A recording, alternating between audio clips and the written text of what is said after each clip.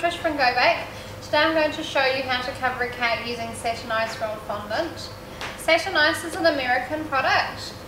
It has got a lovely vanilla flavour and it is excellent for covering cakes with. So we don't want to knead it up a little bit when we pull it out of the pail. So what we're going to do to start with, is we're going to take it out and we're going to give it a little bit of a soften up. And this is going to help all the elastins in the satin ice to work properly. So when we roll it out, it's not hard, it's nice and soft, so you're not using a lot of muscle to roll it out with. So this is a kilo bucket. To do an 8-inch round cake, you're looking at about 500 grams of fondant to cover an 8-inch round with trimmings. So the best way to knead it is to twist it, and this helps twist out any little air bubbles that might be in there and to make it nice and smooth, ready to be rolled out for your cake. Now that I've done that, I'm going to put it aside just for a minute while I show you how to prepare a cake dummy properly. Just pop that over there.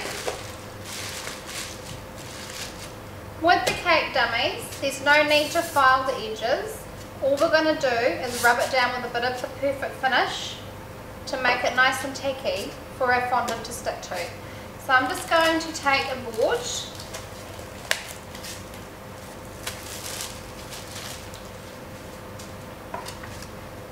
and I want to stick that dummy down. So I'm going to take a little bit of fondant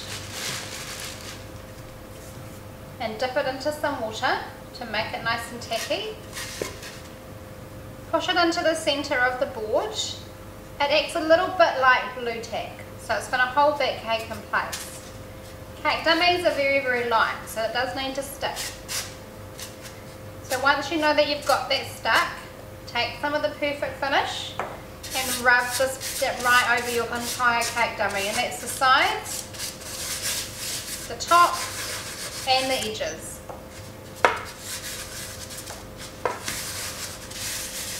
And that's a very simple way of preparing a cake dummy. As long as the perfect finish is on there, the fondant will have something to stick to. So just give it a nice big rub around, make sure it's on every area of the cake dummy, and then give your hands a wipe.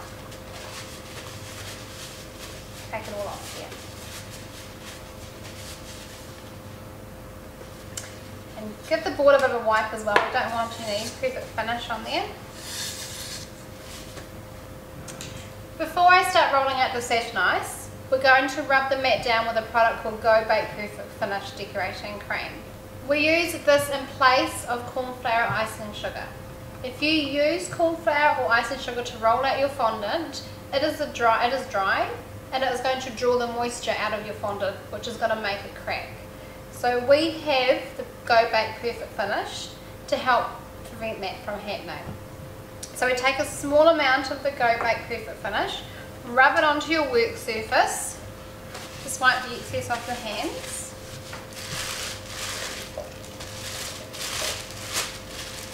Take your fondant that you've already kneaded up so it's lovely and soft. Satin ice has a beautiful flavour to it, so don't be shy about ever trying it when you're rolling it out. So we're just going to get it into a circle. When rolling out fondant, only turn the fondant a couple of times. So you want to roll it and turn. And roll it and turn.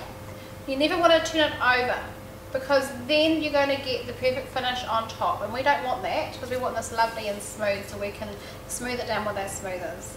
And if you keep picking it up and turning it too many times, you're going to end up with a very, very strange shape, and it's not going to be symmetrical enough to get it onto your cake. So we're just going to continue to roll. So the reason why I'm using this rolling pin, it's made of very heavy plastic, and it's because it's got the weight there. You're not using any muscles to push that fondant out. I'm gliding the rolling pin over top of the fondant. And because we have kneaded the satin ice up, it is lovely and soft. So there's no need to build up a sweat when rolling this out. So So now I have it nearly the right size to cover my 8-inch cake. So instead of turning it round continuously, I'm turning myself around it. And that's helping to keep a symmetrical shape. Now I'm going to put my rolling pin 3/4 of the way up the fondant. I'm going to flip that edge over top of the rolling pin and then lift the rolling pin up, turning it as I do it, so the fondant will just hang right there. Okay? Satin Ice is an absolutely brilliant product and it will not rip or tear. It's very, very elasticy, so you can hang it there and it won't rip. Line this edge here up to the base of your cake and lay it over top.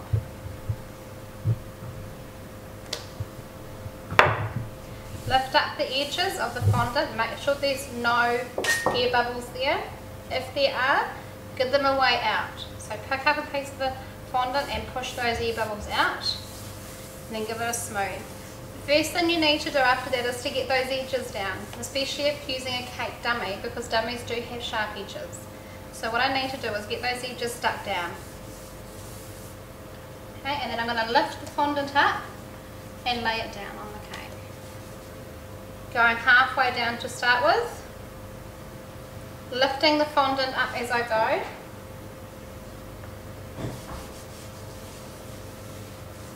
making sure there's no creases, and then pushing it down to the base of the cake.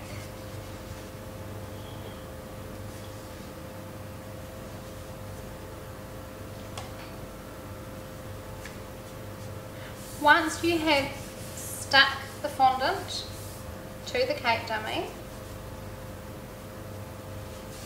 you want to run your fingers around the base. Make sure that's able to. So to cut the excess fondant away, I'm going to take a tool. It's called a blade and shell tool. This blade is perfect for cutting away fondant from anything. It's sharper than what it looks. And I'm going to just take it around the edge like this. Notice that I'm not chopping it. I'm just running it round in one stroke. That's going to give it a nice clean cut. I'll go all the way around and then take off the excess.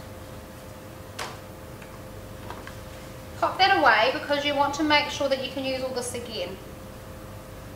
So we're going to put this back into the bucket. The beauty of Satin Ice is it comes in a pail which is resealable, so you can now just forget about that and it will stay nice and soft until the next time you need it. Okay, so I'm just going to pop that over there. I want to smooth it. Now smoothing is one of the most important parts of fondant work. If you don't smooth your fondant after putting it on a cake, it can look a little bit rough and lumpy, so it is very, very important to smooth. Now you have 2 hands, so have 2 smoothers. Put one on the top and run one around the edge, smoothing it all down and getting those nice sharp edges. You can go right around the edge like this, and that helps with those lovely sharp edges that you see on wedding cakes and birthday cakes. Just to finish off, run this tool right around the edge again. This is the blade, just to neaten everything up and make sure it's all tidy. And now your cake is ready for decorating.